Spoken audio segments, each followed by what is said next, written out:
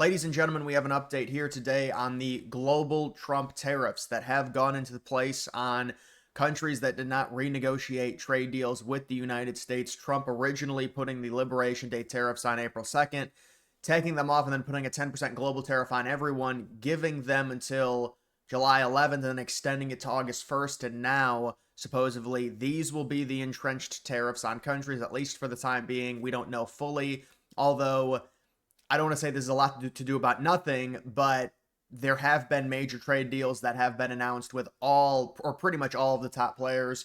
And if the trade deals haven't been announced, we've got both Mexico and China extending the deadline to negotiate with those countries. So a lot of the countries that are going to be getting hit with these heavy tariffs are not countries we traditionally trade with a ton. But you can see this. Trump raises tariffs on Canada from 25% to 35%. That's effective midnight. So that just happened. You've got Carney saying he wants to negotiate with Trump. Can Canada really absorb this? They were already hit with a 25% tariff. Now it's been upped another 10% to 35%. It does exclude imports to the United States that are protected within the North American Trade Agreement. But we'll see what the Canadians end up doing with that. And there is a lot of speculation that could be in relation to the news being broken that Canada does plan to recognize Palestine as a state this fall. There's going to be an announcement about it. You've got France and the UK also doing it. Trump's not happy about it, being an Israel supporter that he is. And so we will see what happens there. But this is really the details, what we need to know about these new tariff rates.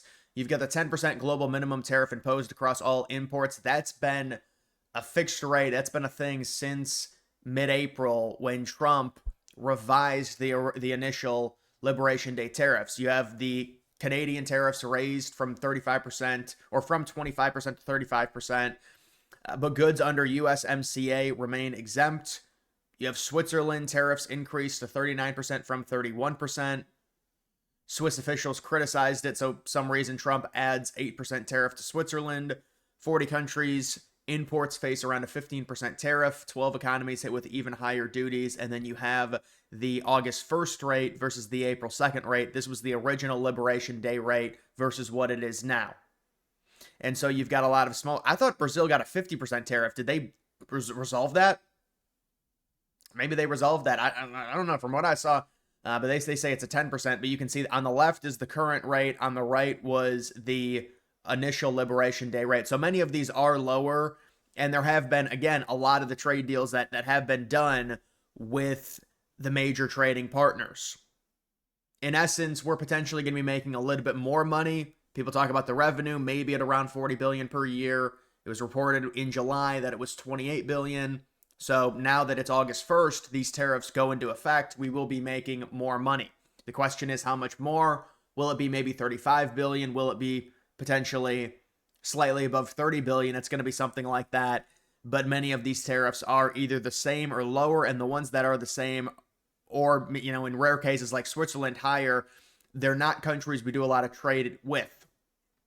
If you remember, the initial Liberation Day tariffs did cause significant havoc within the market and caused the 10-year yield to go through the roof, with the market tanking, which is a very, very bad sign and just inorganic behavior for indicators. And so with these global tariffs, Trump does want to rake in a bunch of money. He's obsessed with it.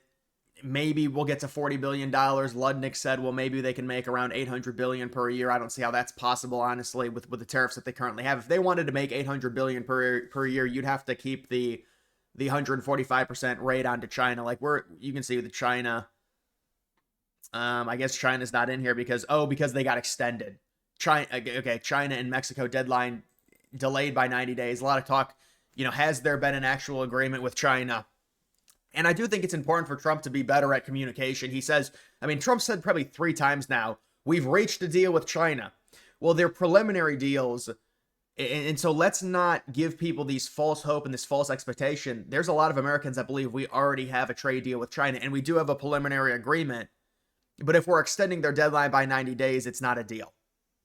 So there is something with that where Trump needs to be more accurate with what he said, because he can't keep saying the same thing and then, is there a deal or is there not a deal? We don't want to hear, if it's a preliminary, you can tell us the preliminary thing, but when he says, oh, we've got a deal, it's done, it is a bit annoying. But with something like this, I would say, well, look, I would estimate right now, based off of the tariff hikes from what we've seen over the past few months, it's probably around 35 billion per month if I had to guess. Now, you don't know for sure, maybe around 33 to 35 billion, maybe a little bit less. I might be overestimating it based off of the limited trade we do with some of these countries. You could say, well, if we up tariffs, I don't like that this constantly changes. If we up tariffs from, on an average from 10% to, or what was it? Yeah, 10% global rate to like 25%, that's a lot. But you have to understand, these are all countries, or in most cases, we do limited trade with. So even if we even if we tariff a country at 100% rate, if we get 0.1% of our imports from there, it's going to have pretty much no reaction on the revenue that we generate. So, and I saw the stock market had a bit of a reaction, but this is a very tamed approach compared to what we had with Liberation Day, because a lot of deals have been worked out with Japan, with South Korea, with the EU, with the UK. So there's a number of deals that have been worked out with these countries to where the bigger ones, there's been a delay for China. There's not a massive tariff on them. You can understand. I mean, the only one that I would say is intriguing right now, in I thought it was Brazil, but apparently that's a 10% rate now, unless those numbers are wrong. And then you also do have the Canada situation. And the difference between Canada and Mexico, and why is Trump treating Mexico so much better to where he keeps extending their deadline, but Canada gets hit with more and more tariffs. And this is something that we've seen from Trump when the whole tariff situation started. Because remember, it was three countries. It was Canada, Mexico, and China. And Mexico was always treated much better than China or Canada.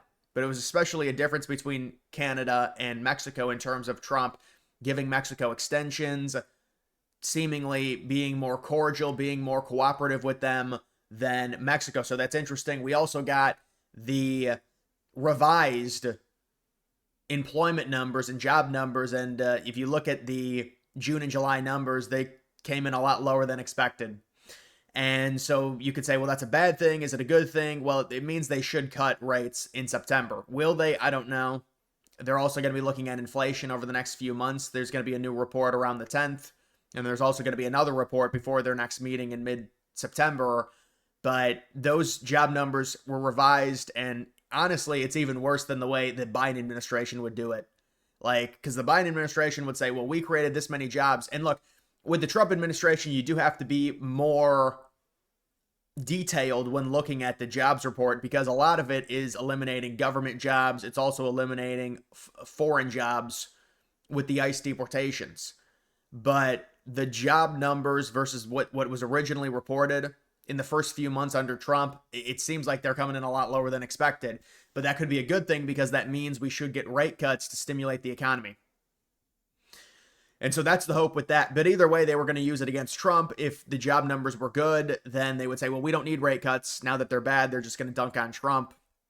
Even though there is a nuanced approach that you can look at and say, well, a lot of this is foreign. You look at the native versus foreign, we are gaining significant employment when you look at the native workers. But overall, I do know the numbers revised came in significantly lower than what they were initially reported. And then we've got this update on the gerrymandering topic, or redistricting, whatever you want to call it. Gavin Newsom says he will respond and gerrymander the crap out of California before 2026 and add blue U.S. House seats because of Trump. He says Democrats can't just sit there. And this is what a lot of the Democrats have been saying with some states that they think they could possibly redistrict to the point to where they could add a few seats here and there. They're salty. They're bitter. They know Republicans have the advantage in terms of redistricting. They've got the advantage in terms of not having to deal with these independent commissions, not having to deal with special elections that California would have to be able to redistrict. Maybe California will be able to redistrict and add 2 or 3 seats. But you've got Florida, you've got Ohio. As you can see, you've got Missouri, possibly 1 seat with Missouri, maybe up to 3 seats with Ohio, maybe up to 3 seats with Florida, Texas with 5 seats. No matter what happens with the redistricting, I would imagine it would be very shocking the Democrats would come out on top when it comes to that. And even so, when you look at the gerrymandering and you compare the popular vote to the overall seats, Republicans have been at a disadvantage in both 2022 and 2024 in terms of their overall popular vote numbers within just the generic House races versus the actual representation. So really, Republicans are trying to fight back here, and then the Democrats paint it like, oh, Trump's the worst thing ever. Well, Trump just realizes he needs to keep the House, and to keep the House, there can be a little bit of help to alleviate the potential problems in terms of the midterm struggle. Because right now it is only a 5-seat advantage. It's very close. We knew the Democrats were going to do stuff to try and come back against this, but the Republicans have to know a lot of this is just intimidation tactics. These are useless threats.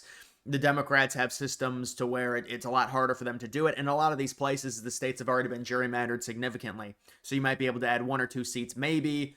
But even that requires different complications, because then you make other seats potentially more competitive to where Democrats within those districts wouldn't want to do it or wouldn't want to sign off on it.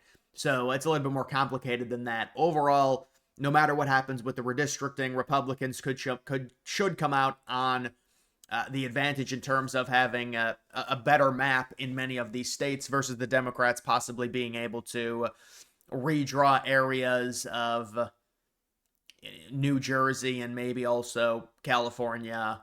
You've also got Oregon. I know Oregon is the one Democrat state that they're potentially looking at gerrymandering that does not require a special election or an independent commission's review, but it would be like 1 more seat maybe. So to me, I don't really think. I know Missouri potentially is 1 more seat. I know Ohio, I believe, is 3 more seats if they can get it, and Florida would be 3 more seats. Ohio might be 2 or 3 more seats. Texas is 5 seats. And then I think there's actually another state as well that they could potentially get another seat out of. So there's a number of things, and Trump is going to do what he has to do. I mean, Trump saw what happened in 2018. It becomes an immediate impeachment witch hunt, and so Trump doesn't want to deal with that in 2026.